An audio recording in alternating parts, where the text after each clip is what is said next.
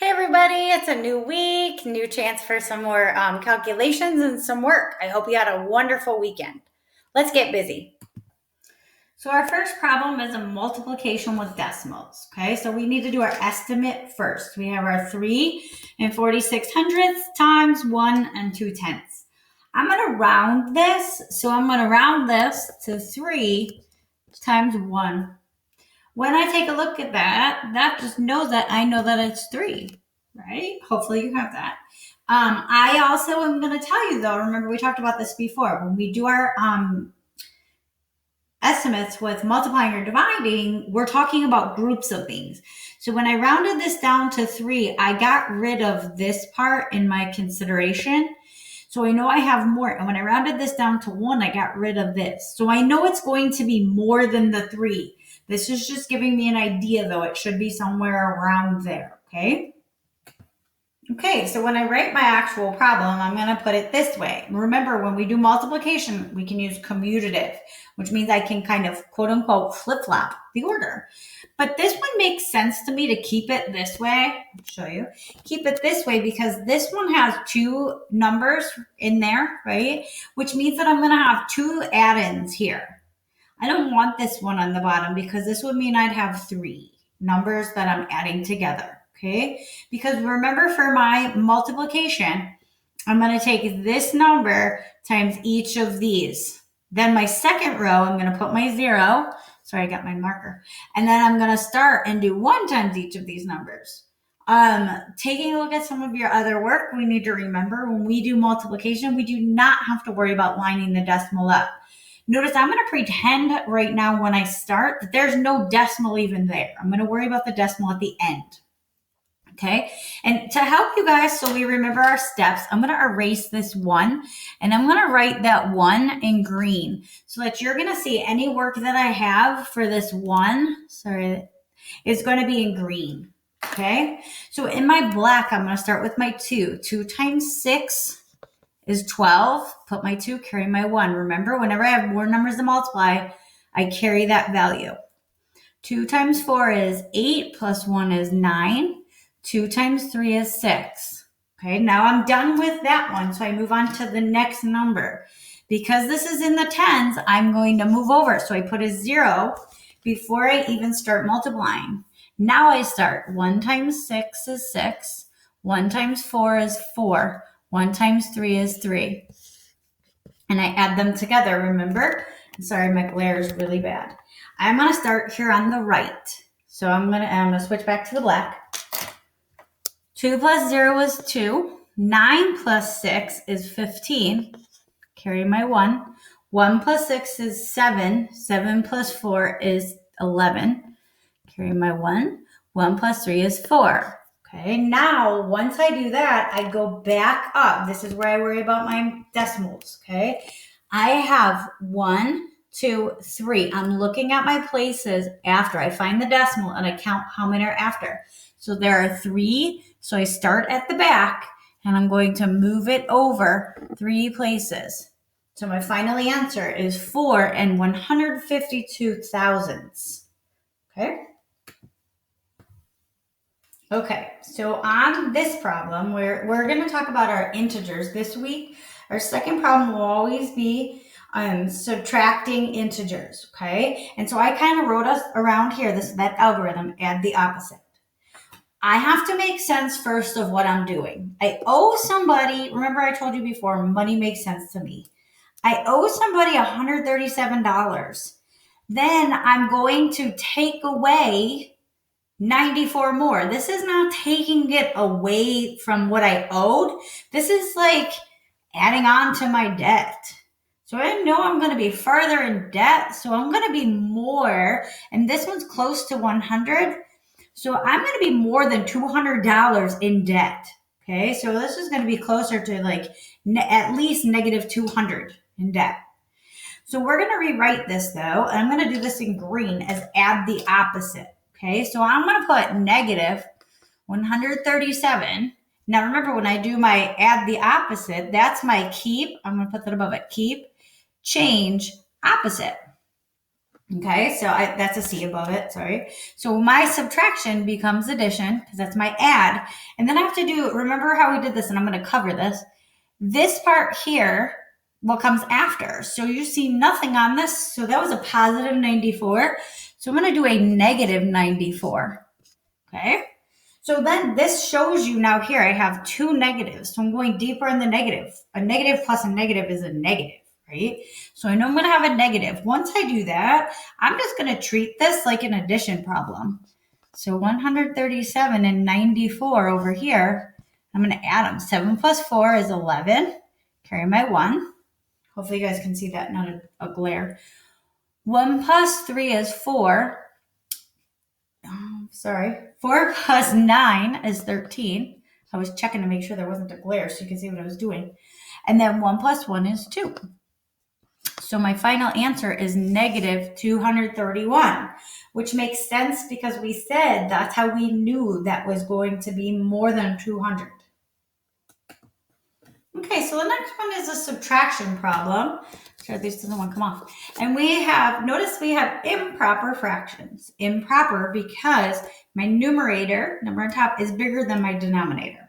So whenever I'm talking about fractions, adding or subtracting, I always need to make sure that I have a common denominator. But I'm also going to do my estimate on this one as well right now. So when I have 12 over 4, I know if this is 4 in one whole, and I have 12, I know this is like 3. And then this one here, 2 times 3, right, would give me like 6. So this is like 3 wholes minus 3 wholes. I know I'm going to be close to 0. Okay? So let's take a look, though, to do the actual math. So this is the nice part about this problem is the fact that 2 is a factor of 4. So I know that this fraction can stay the same. And I'm going to switch this to fourths, right? Because when we do that, we're just making the same size pieces.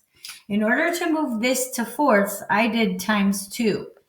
Whatever I do on the bottom, I need to do on the top, right? Because this is like scaling up. 2 over 2 is 1. So I'm just making the same fraction. I'm just changing the size of the pieces, okay?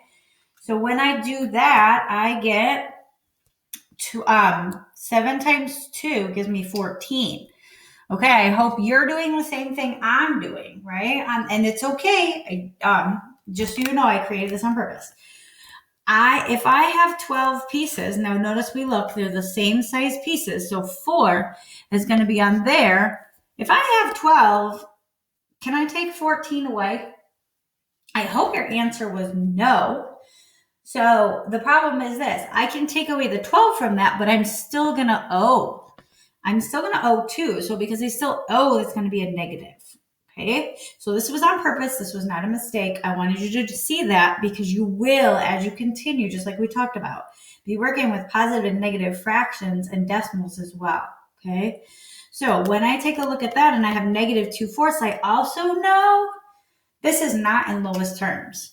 Both of these are even. So that means I can divide by 2 over 2 because that's a common factor of each of them. Any even number has 2 as a factor, right? So I'm going to still keep my negative number, and 2 divided by 2, or 2 times what number would give me 2? Hopefully you guys knew it was 1, right?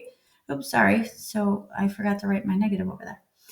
And then 4 divided by 2, or 2 times what number gives me 4? That should be there.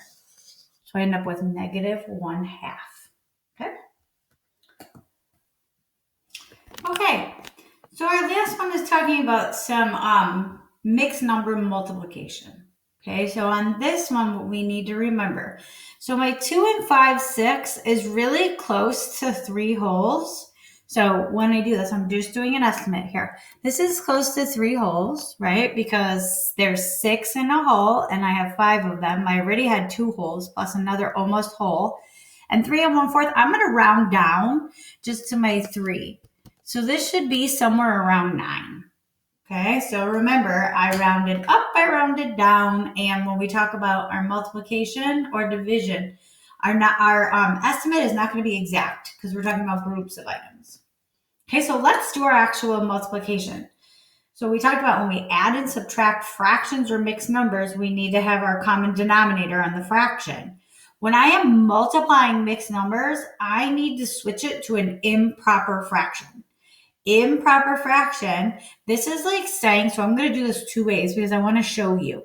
In one whole, I have 6. When I have this is like saying 6 over 6 plus 6 over 6 because these are the two wholes that I have. Can you see that? Oh, glare. 6 over 6 plus 6 over 6 plus my 5/6 because that's from that other part of the fraction, right? Then on this one, my 3 wholes here, there's 4 pieces in the whole. So this is like 4 over 4 plus 4 over 4 plus 4 over 4 plus that extra 1/4. So you guys know me. I don't want to do that. So I'm going to go faster, right? I could do all this. So I know just by doing this, and we'll check it after, what my answer should be. But the faster way is to do my denominator times my whole plus my numerator all over my denominator. So 6 times 2 is 12. 12 plus 5 is 17. And that's over 6. I bring down my times sign because that's not going to change, right? And if I go back, guys, and I look, 6 plus 6 plus 5 gives me 17. On this one, I'm going to do 4 times 3 is 12. 12 plus 1 is 13. 13 over 4. If I go back to this, 4 plus 4 plus 4 plus 1 gives me 13. Okay, so now this is where, don't get freaked out. This is just multiplication, and you could do this, okay? When I multiply fractions, I multiply across the top, multiply across the bottom. Okay, I'm going to work down, though. Let me kind of do that. So I know that this one, 6 times 4, is going to be 24. And hopefully you knew that one too, right? Because that should be a common fact. And now I just have to do my 17 times 13. So I'm going to do that over here. I'm going to line, I do my 3 times 7 is my 1, carry my 2.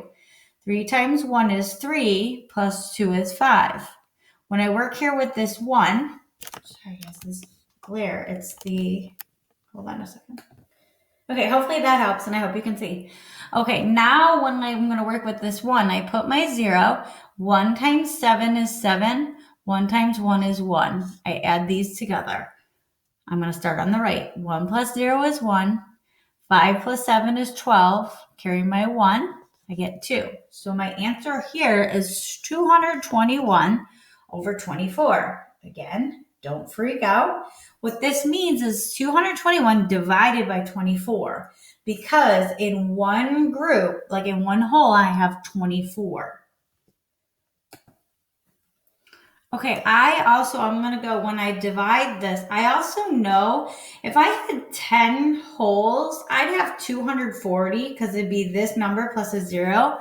Whoops, I just took that off. It'd be a 0. So I know that I'm going to be really close to 10.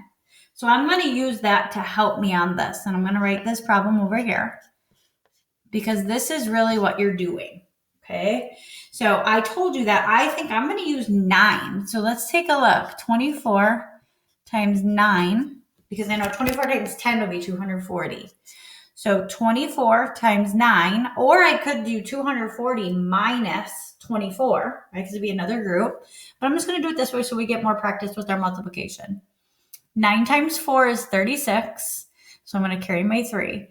9 times 2 is 18, 19, 20, 21. So I get 216. So this is my 9. And I'm going to erase this if that's okay, just for more room. So this was my 216. And then I'm going to subtract. Okay, so if I have 1, I cannot take 6 away.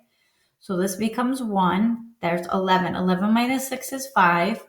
And then I know that that's what 1 minus 1 is 0, 2 minus 2 is 0. So I should have 5 left over. Okay, so I'm going to take this 5 and I'm going to write it over here over the 24 because that's what I was dividing by. I know that 5 is an odd number, 24, because there's a 4 in the ones, is an even number. And I know when I count by 5s, I cannot end up at 24. So here is my, that's my simplest form. Okay. All right. See you tomorrow.